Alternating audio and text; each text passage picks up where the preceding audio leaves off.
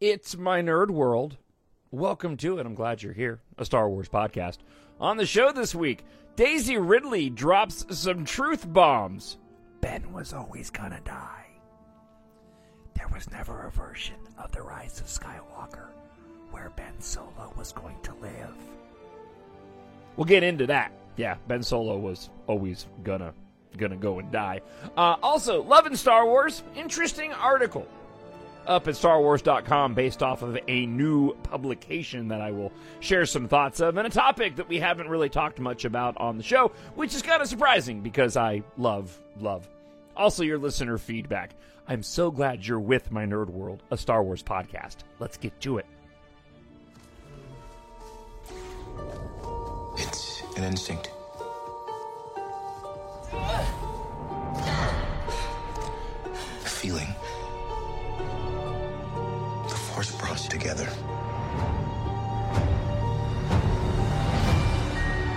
We're not alone. Good people will fight if we lead them. People keep telling me they know me. No one does. But I do.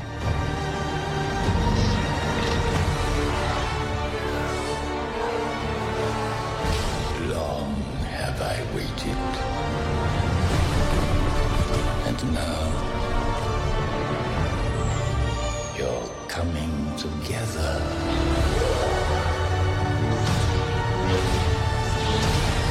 Is your undoing.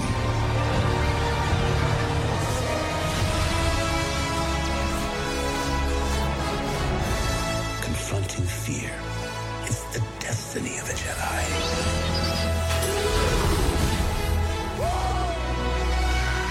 Your destiny.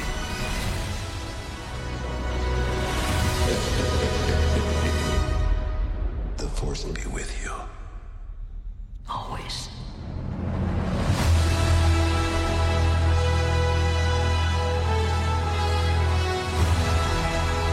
My Nerd World.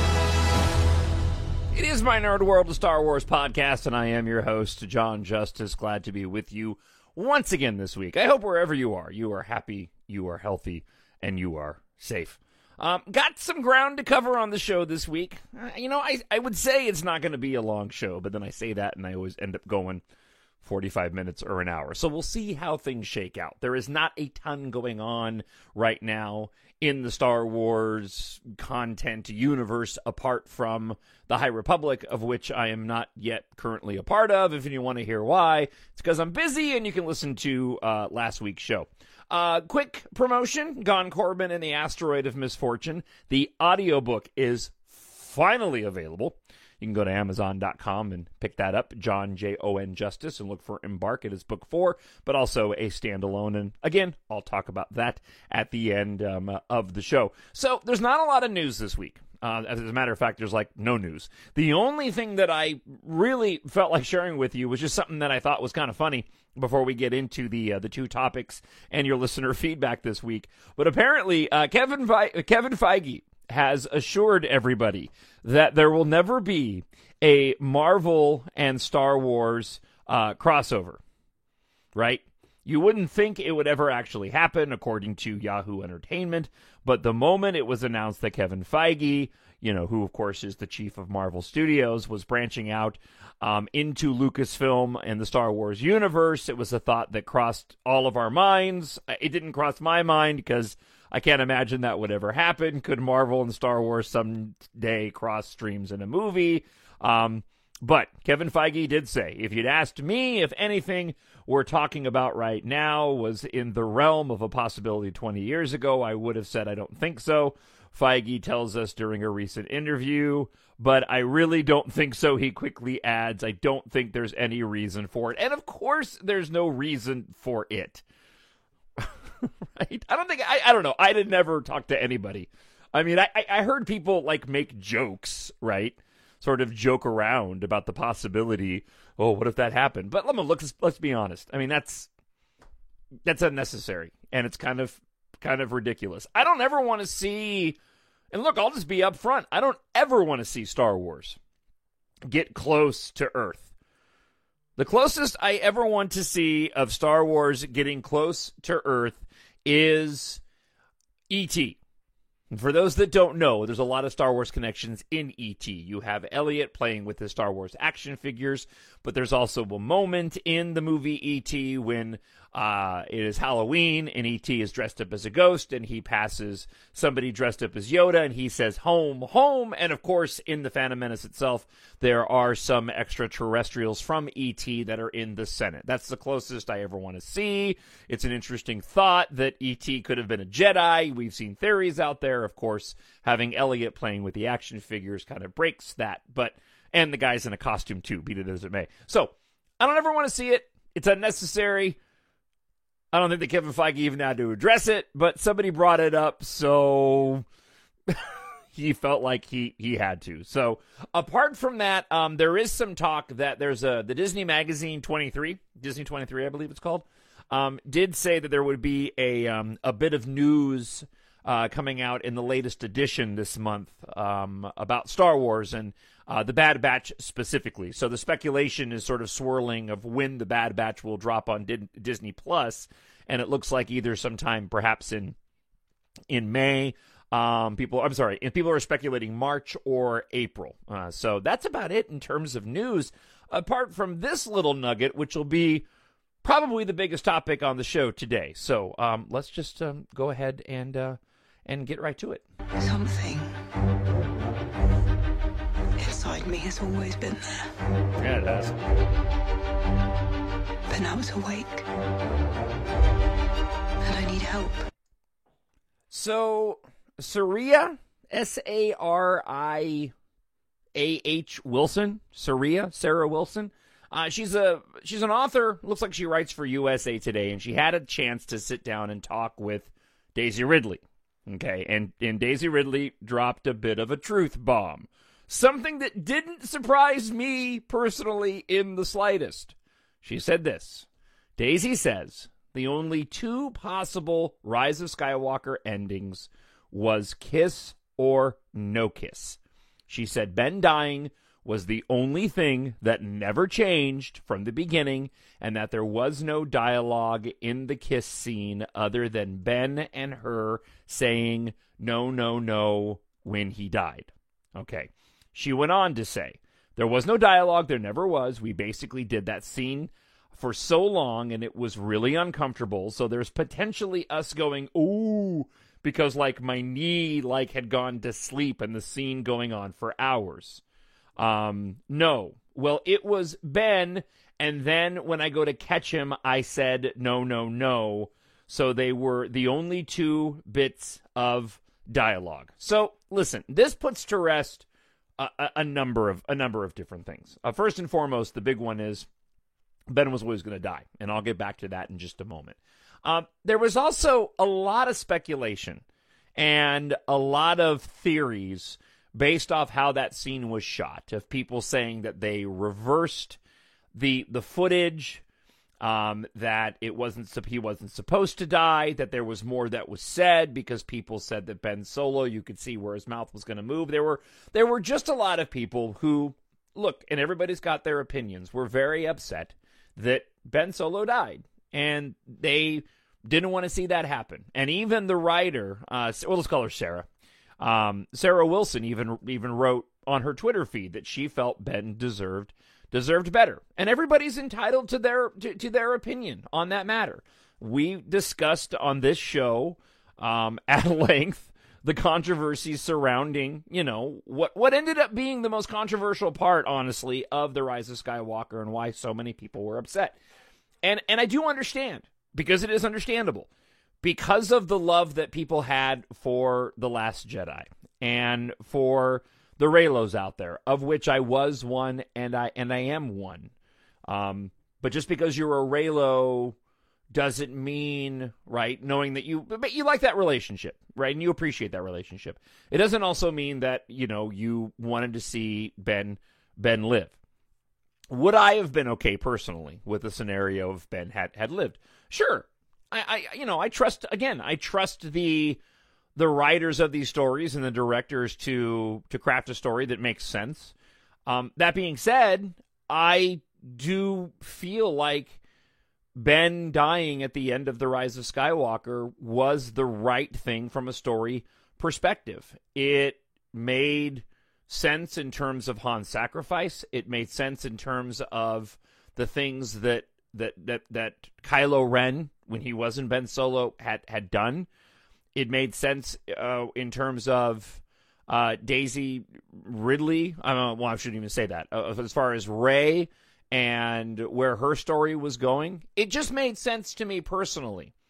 And I like that part of the story. It is a very tragic sort of love story, doing that thing with my fingers. But I never had an issue with it, and I fully understand why they ended up going down that road, and I never had a problem with it. In terms of the kiss, I'm really glad they went with the kiss. I am, I wanted to see that. I'm personally a hopeless romantic, and I loved the relationship between those two characters and what was done with those characters in the sequel trilogy, even to its tragic end. I was never a person that needed to see Ben Solo live on in any other further content. If they were to go back and play with Kylo Ren or a younger Ben Solo, of course, I'd be down with that. I'm down with most everything Star Wars wants to do. I felt that scene at the end of The Rise of Skywalker of the kiss of the two of them was one of the most, if not the most romantic scene in all of Star Wars. I still feel more energy behind that and more drawn to that and more passion, honestly, behind that and meaning behind that kiss between Kylo Ren and Rey than the one that took place between Han Solo and Princess Leia. That was an incredibly unique and special relationship, and I felt like it ended that movie almost perfectly. And I know that my opinion is not the only opinion, and I know that a lot of people, probably you listening, disagree, and that's totally okay. It's a bummer that the movie got dismissed, in my opinion. It's a bummer that the movie got dismissed by so many people because of their frustration of the choices that were made, especially with Ben Solo dying. But again, in terms of the arc and the way that movie played out and what Kylo Ren had done, and especially with killing his father, it always made total sense to me. And so I'm kind of happy on two fronts. One, I'm glad that the truth is out there now, so we can move past it, if that's possible. Although we may never get past the controversy of either of those two movies. It's unique to me that Last Jedi and The Rise of Skywalker became so controversial, where The Force Awakens is just benign. But good art does that, right? I mean, it really does. It really does do that. And I'll keep singing the praises of The Rise of Skywalker. I thought the concept of the dyad coming into the mix was a brilliant move with those two characters. And if they, as you know, Rey did, Daisy Ridley said, if they really did spend hours shooting that scene, I believe they got the best performances of both of those two characters. So I'm sure a lot of people are still going to be frustrated. I hope that it brings closure for a lot of people that wanted to see a different ending and a different outcome for Ben Solo. But for me, I was just glad to see Daisy Ridley be honest and the question asked and her laying it out there, so we can dispense with the speculation and continue to move on and just to go and enjoy those films. Now, keeping with the theme, this article popped up, probably not in relation at all to the news that dropped with that interview with Daisy Ridley. Probably more to do with the fact that Valentine's Day is coming up. But author Amy Rachow has written a book. She's a writer, lifelong Star Wars geek, Denver Broncos fan, according to the article on StarWars.com. She's written a new book called Star Wars, I Love You, I Know, Lessons in Love and Friendship. I Can Tell You My Answer. Relationships, she writes. So I wanted to share with you a couple of points and make a few observations about love in Star Wars. What Amy does here is she kind of focuses on not so much romantic love, but also just the pairings of individuals, right, who are close to one another. She writes this in the article. Like many Star Wars fans, my love of a galaxy far, far away is very personal, which is why I took the task of writing a book about love and Star Wars so very seriously. My initial brainstorming list of Star Wars pairs was long, very, very long. Even though I was asked to focus mostly on pairs from the live-action films, it's a credit to George Lucas and many other writers and directors over the years that Star Wars is bursting with dynamic characters. Some pairs I felt were must-haves in the book. Kanan and Hera, Anakin and Ahsoka, C-3PO, R2-D2, Finn and Rey. Other pairs were personal favorites. Obi-Wan and Satine, Jyn and Galen, Chirrut and Baze. Writing about a few pairs helped me connect to Star Wars in an even deeper way. Even though the sisters Rose and Paige Tico didn't share any screen time together, their bond was so strong and beautiful in Star Wars. The Last Jedi, it was the first thing my older sister texted me about after she saw the film. Star Wars sisters in space. Leia and Holdo's friendship in the same film similarly was a relationship I felt like I had been waiting for in a Star Wars story, and I felt honored to write about. And while I have always felt emotional watching Shmi Skywalker say goodbye to her son in Star Wars The Phantom Menace, when your own son is the same age as Anakin and you watch that scene, well, to say it hits different is an understatement. Something else I found very relatable while writing the book was that Star Wars love stories don't always work out or end the way you want them to. Love is hard. Love is messy. Should Obi-Wan have left the Jedi Order to be with Satine? Could Han have said or done something that could have kept Kira from flying away? As one of the chapter headings says, I love you, I know, it's complicated. Love is everywhere in Star Wars and impossible to define, as this book is much more about finding a lesson in love to connect with from Star Wars stories than trying to define these often complex on-screen relationships. For many of these pairs, I could have written about a half dozen different lessons. I hope everyone who reads I Love You, I Know can find new ways to feel a bond with characters they know and love. But keep in mind that while friendship with a Wookiee or a friendly rivalry can set you up for a happy ending, it's important to avoid destructive relationships. As Krennic learned the hard way, a technological terror can't love you back. Star Wars I Love You, I Know, Lessons in Love and Friendship is available now. I want to dovetail back to a paragraph that I read just a moment ago towards the end of this article, and that is, love stories in Star Wars don't always work out the way you want them to. Love is hard and love is messy. And getting back to what Daisy Ridley had said in that interview, when you look at the three trilogies and the way that the arcs of the main characters ended up turning out, that old George Lucas saying of like poetry, it rhymes, sort of rings and echoes in my head. In the original trilogy, of course, you had the relationship with Han and Leia and the romance that was there. But really, the core relationship there was between a dad and his son, and the love and the bond that they had. And, of course, Vader dying at the end after being redeemed, Anakin Skywalker coming back. But when you look at the prequel trilogy and compare it to the sequel trilogy in terms of the way that it tracks with the love interests in those stories, specifically the straight-up love to the point where they were married and had twins in Anakin Skywalker and Padme Amidala, you know, at the end of Revenge of the Sith, you have the dynamic of where Padme ends up dying of essentially a broken heart. Theories abound about whether or not the Emperor drained her life force to bring Vader to life after the death, if you will, of Anakin Skywalker before his return, his redemption at the end of The Empire Strikes Back. But here you have a circumstance where that love ended up resulting in the death of somebody in that relationship, being Padme Amidala, turning Darth Vader to the dark side. And while it's not a direct one-to-one opposite comparison in terms of poetry, something very similar in a different way happens in the sequel trilogy that I love when you look at the two trilogies that bookend the original trilogy and the sequel trilogy. And here you have a circumstance where an argument can be made that it wasn't necessarily emotional love, although I would argue that it is. There was a bit of romance there, especially in that moment on the Death Star wreckage after Rey goes and heals Kylo Ren, where she says, I did want to take your hand, Ben's hand. I think there's a lot of ambiguity that's going on there, but I take that and infer a romantic connection there.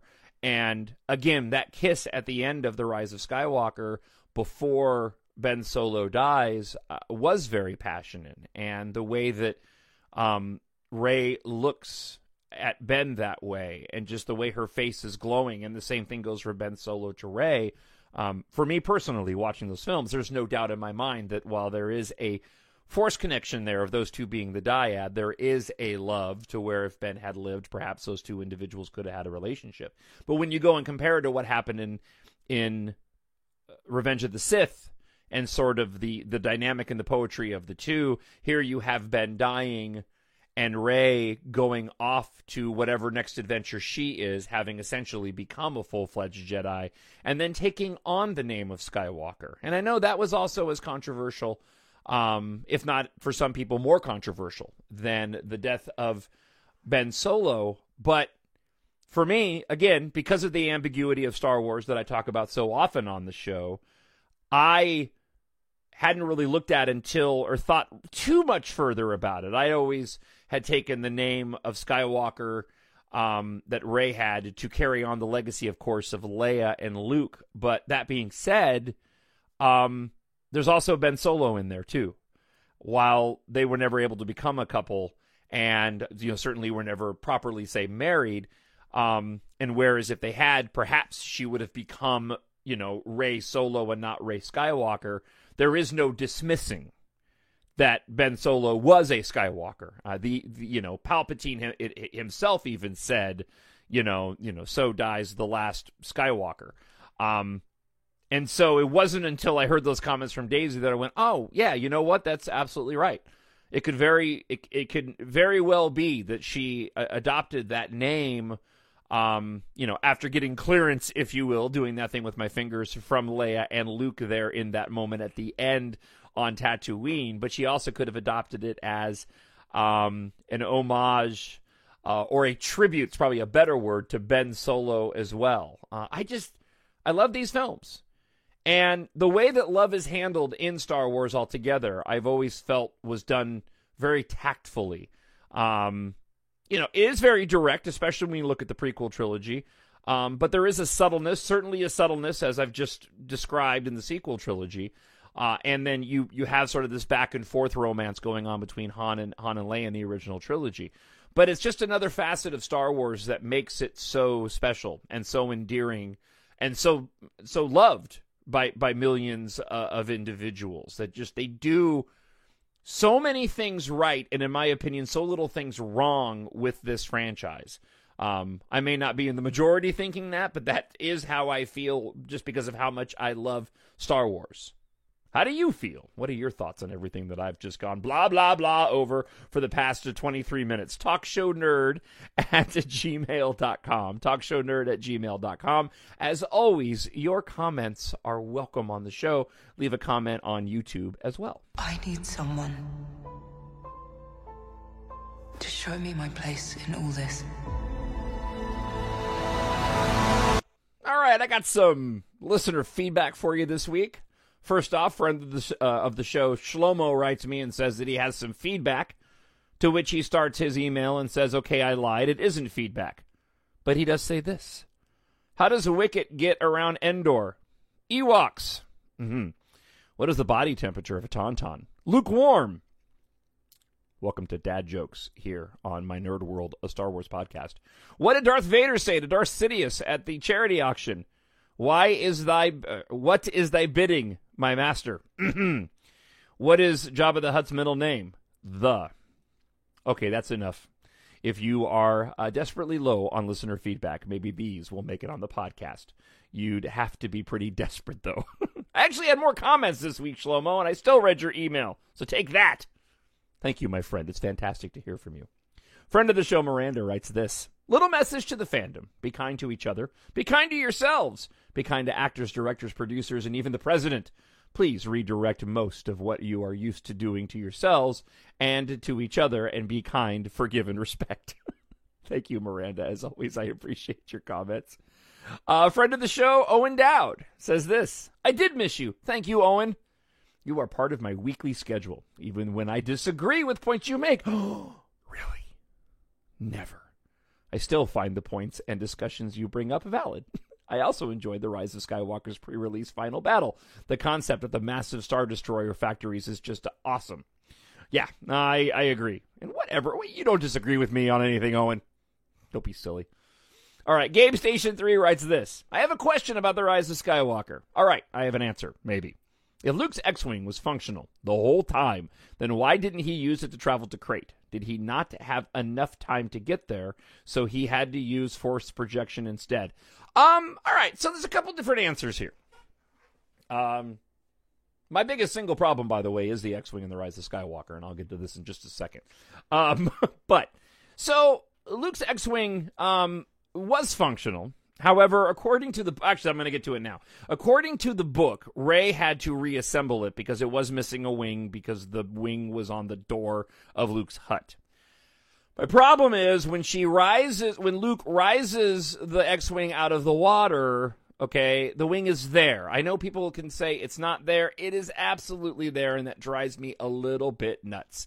It's just a continuity error that's easily fixable. It doesn't ruin anything for me. That moment in the film was one of my favorites. One of my favorite things about The Rise of Skywalker, as I have said, is Rey piloting that X-Wing. That is so rad, in my opinion.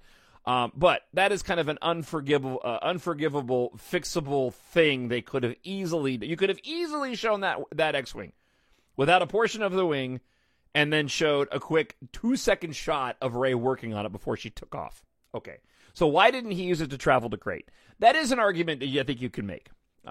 Perhaps Luke didn't come to the decision to help with enough time to travel to Crate. Perhaps he didn't know exactly where to go in The Last Jedi. Okay? I'm trying to think. I hadn't really thought about it until I read the email. Is there any point in The Last Jedi? No, there's no point in The Last Jedi. She leaves. Rey leaves in the Falcon before a decision is made to go to Crate. So I think the quick and easy canon answer would be, we know in The Last Jedi that Luke was force connecting with Leia. So perhaps he force connected with Leia and then teleported himself via the Force to her location, which happened to be on Crate, so that he can go and do what he did. Right?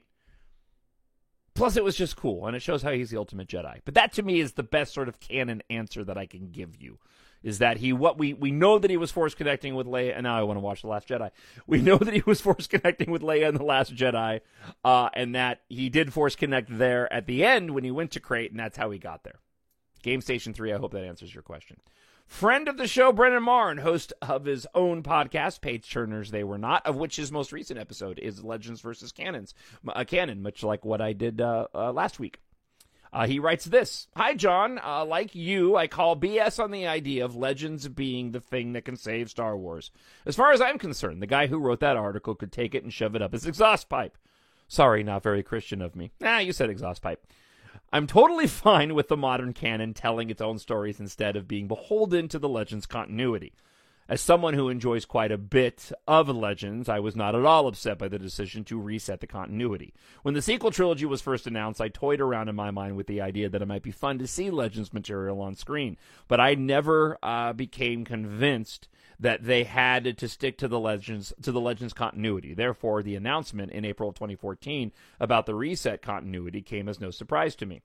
And I actually think Star Wars is better for it. Don't get me wrong, I love the Legends, but it made a lot of sense to me to start from scratch so that Lucasfilm hands wouldn't be tied during the making of new content. Also, I love the fact that they can borrow elements from Legends that fit the story they want to tell. Thanks. Thank you, Brandon. I appreciate it. You know what I would love to see made from Legends into canon?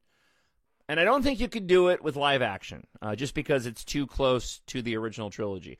But I'd love to see a full animated version, if not just like a single movie or perhaps a limited series of Shadows of the Empire. Especially now with the with Boba Fett returning, right, via the Mandalorian in the Book of Boba Fett.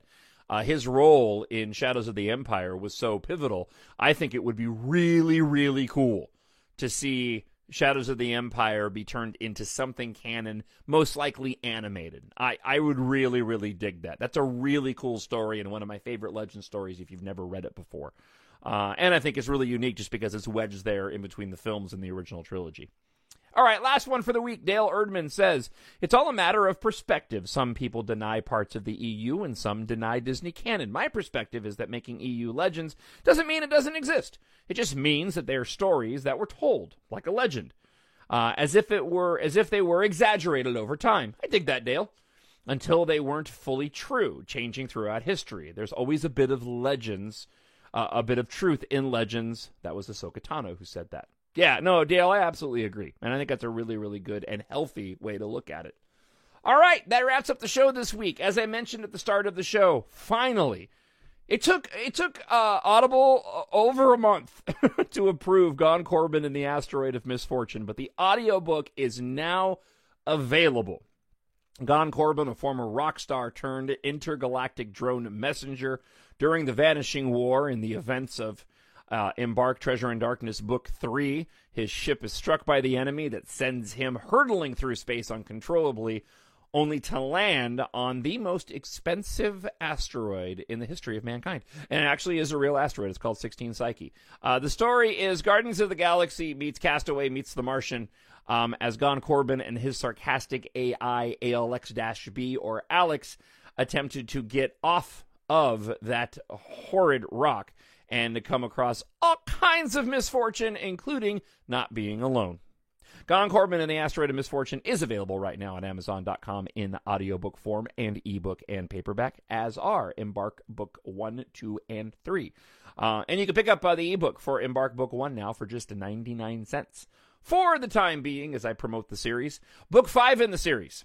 If you've read Gone Corbin, you know what the title is already. But it will be out in less than a month. Really excited for this. And I'll give you, the My Nerd World podcast listeners, a bit of a teaser. If you're a fan of Disney, you're going to want to read Book 5 in the Embark series. That's all I'm going to say. What did he do? Is it legal? I honestly don't know. I really don't know if what I did in Embark Book 5 is legal. I guess we will find out if Lucasfilm, yes, and Disney end up trying to sue me. Yeah, I did it. I went there. I'm not going to give you any more than that. You'll know when you see the cover, which I'm going to reveal very, very soon. You need to follow me. You need to sign up to the newsletter if you want to see the cover, which I'm about to drop here in about a week. Just to those who are with the newsletter, go to mynerdworld.net, which is going to get an overhaul really, really soon. I'm doing a huge update to the website, and I'm really excited about it. So, sign up for the newsletter if you're not already attached to it, and go pick up the audiobook for Gone Corbin and the Asteroid of Misfortune, available on Amazon.com right now. That's it. Have yourself a fantastic week. Hey, 33 minutes. Look at that. It was short. Thank you so much for checking out the show. I hope you enjoyed it as much as I did recording it. I have to go pick up a car right now because it was broken and I had to get it fixed. And then I got to decide what Star Wars I'm watching this weekend. I watched Solo last week. I was going to watch The Rise of Skywalker, and I ended up watching Solo. And that was a really, really good time. Put away your phones and watch a Star Wars movie. It's good for your health. The Force will be with you. Always. My Nerd World. Didn't you hear me? I said put away your phones and go watch a Star Wars movie. It's good for your health.